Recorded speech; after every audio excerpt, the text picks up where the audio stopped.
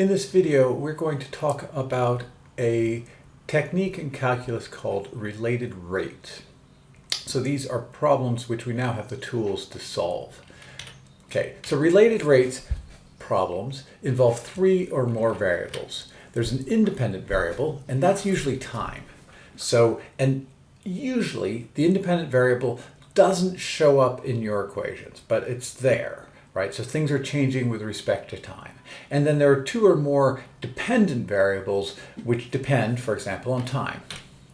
And we want to find the relationship between the changes in the dependent variables, let's say, as time passes. So for example, workers can be interested in the rate at which their wages are increasing relative to the rate at which a company's profits are increasing.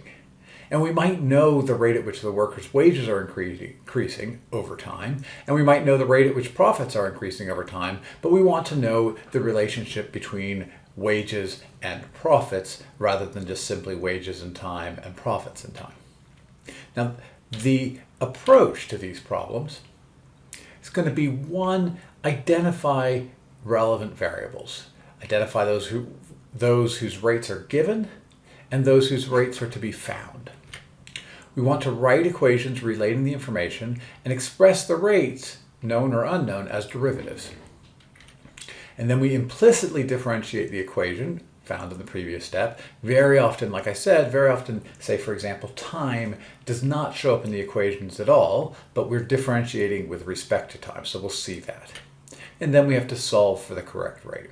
So the best way to do this is to do some examples.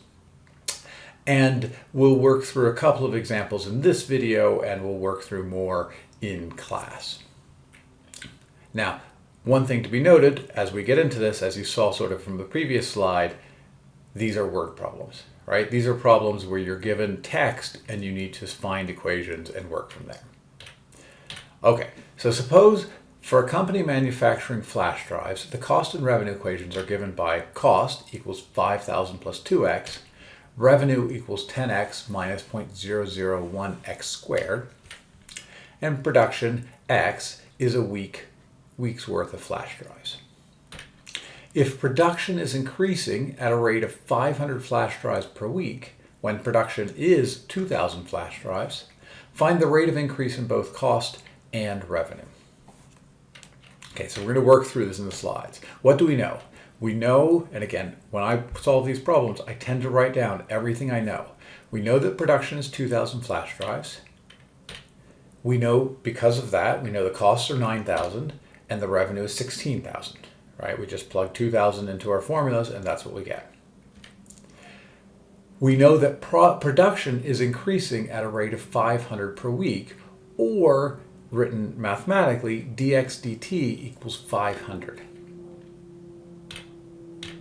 What we want to know is the rate of increase in cost and revenue.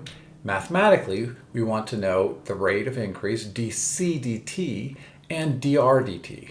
Now, if we go back to our equations for a second, we don't see t anywhere, right? There's no t in here, but x is explicitly a function of time, right? X depends on time because production is increasing at 500 flash drives per week. So we can differentiate our equations with respect to time, even though time does not appear in them. Okay, so we take our derivative. So c, we're taking the derivative with respect to t. I'll jump back to the other slide to see what our function is. C is 5,000 plus 2x. So we take our derivatives with respect to c, and we get dc dt equals derivative of 5,000, the constant, plus 2. We take the derivative of x, that becomes 1 times dx dt. So this is implicit differentiation. We'll do dr dt here as well while we've got the formulas, equals 10 dx dt minus 0.002 x dx dt. Again, what you've got to be careful with is you're using implicit differentiation. So that's where our formulas come from. Jump forward. There are our formulas. Now, we know dx dt is 500. We know what x is, so we can actually find dc dt and dr dt. So dc dt is 2 times dx dt, which is 1,000, and dr dt is 10 dx dt minus 0.000002 x dx dt, which is 5,000 minus 2,000 equals 3,000. So costs, given our situation, costs are increasing at $1,000 per week, and revenue is increasing at $3,000 per week. Okay, so that's a relatively straightforward problem because we were given the formulas, we have everything set up for us. So let's do a slightly more complicated problem. The price P and demand X are related by the equation x squared plus 2xp plus 25p squared equals 74,500. If the price is increasing at a rate of $2 per month when the price is $30, what is the rate of change in revenue? Okay, so I've rewritten this a little bit smaller so I can do some work at the bottom of the page. Okay, so here's our price demand equation. Here's the information we have. Price is increasing at a rate of $2 per month. Okay, so writing that mathematically, that means dp dt equals 2. Price is 30, is p equals 30. And we want to find the rate of change in revenue. Well, we know revenue equals price times quantity. We're missing quite a lot of information here. Now we're looking at a rate of change in revenue, right, per month. So what do we want to find? We want to find dr dt. So that's what we want to know.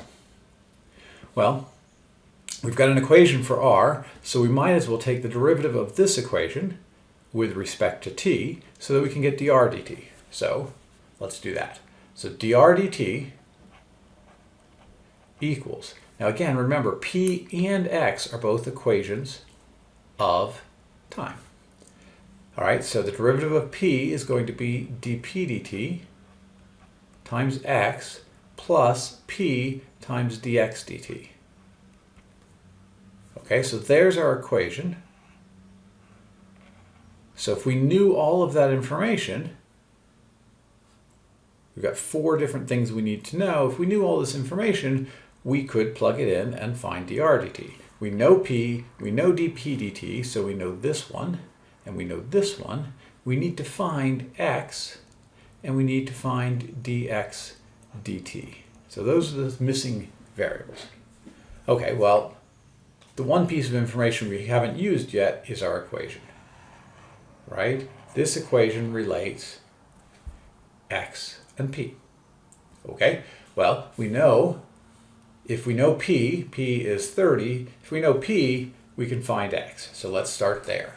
So x squared plus 2x times 30 plus 25 times 30 squared equals 74,500. Okay, well, let's see. We've got x squared plus 60x plus 25 times, let's see here, for squaring this, we've got 9,900 equals 74,500.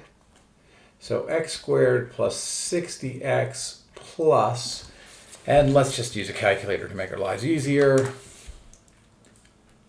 25 times 900, 22,500. 22,500 minus 74,500 equals 0. So that's x squared plus 60x minus 22,500 minus 74,500 is 52,000. So minus 52,000 equals 0. All right, I'm not good enough to be able to see my factors in this, so I'm going to use the quadratic formula. which is, so x equals negative 60 plus or minus the square root of 60 squared minus, so plus 4 times 52,000 divided by 2.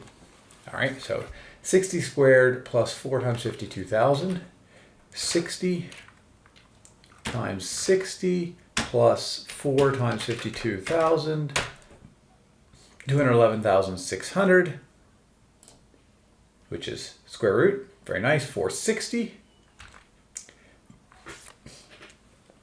So we've got x equals negative 60. If we subtract, we're going to have a negative number, so that's no good for us because we need a positive number, positive quantity. So it's going to be x equals negative 60 plus 460, which is 400 divided by 2. So x equals 200.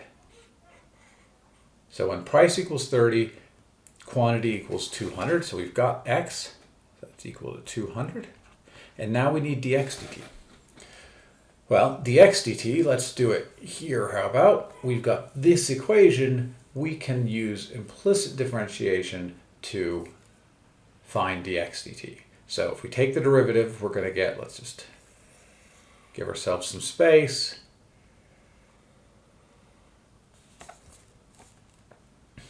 Two x dx dt plus, we've got a product rule here, 2 dx dt p plus 2x dp dt plus 50p dp dt equals 0.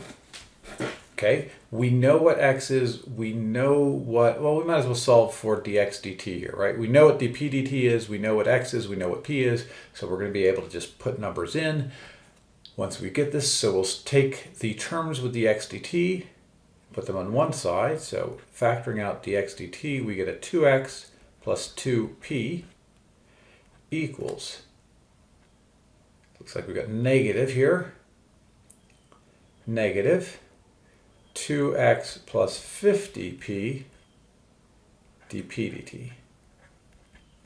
So dx dt equals negative 2x plus 50p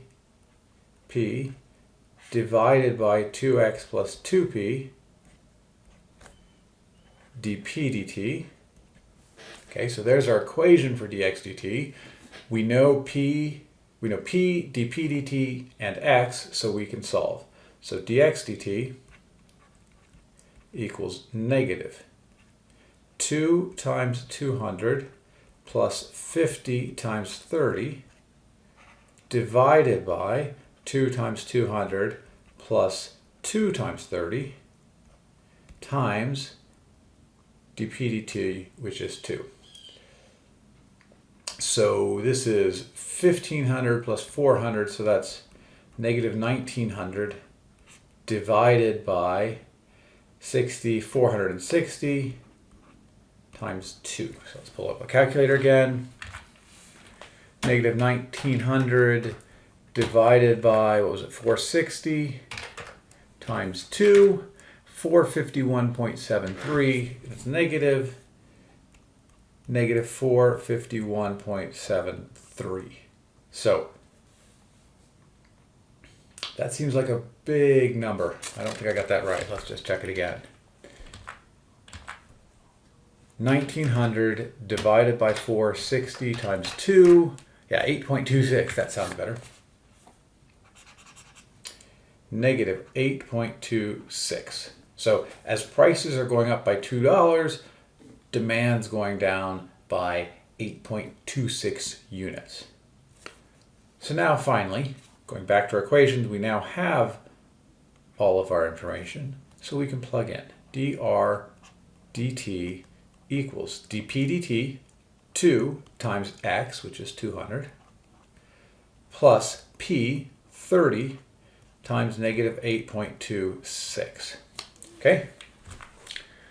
So 400 minus 30 times 8.26, 152.2. 152.2. So revenue is increasing by $152.2 per month. So that was a much more involved problem. It took some work to figure this out. We had to go through, we had to solve our equations, we had to think about what the equations we know. We took the information, equations we know, we calculated the quantity we were interested in. We said to ourselves, actually, we don't have enough information yet to answer this question. How do we get the information? We used our formula, found some of our information, differentiated our formula, found the rest of our information, and then we're able to plug this in. So it was a slightly more involved problem than the first one. But this is kind of how these problems work. Very often, you write down what you know, you write down your equations, you start to solve your equations, you say to yourself, I'm missing this information, how do I find it out? You look at the information you've been given and you go, oh, if I need that information, then I need to get it from here, and so on and so forth. So that's how we solve these problems. We'll do some more of these problems in class.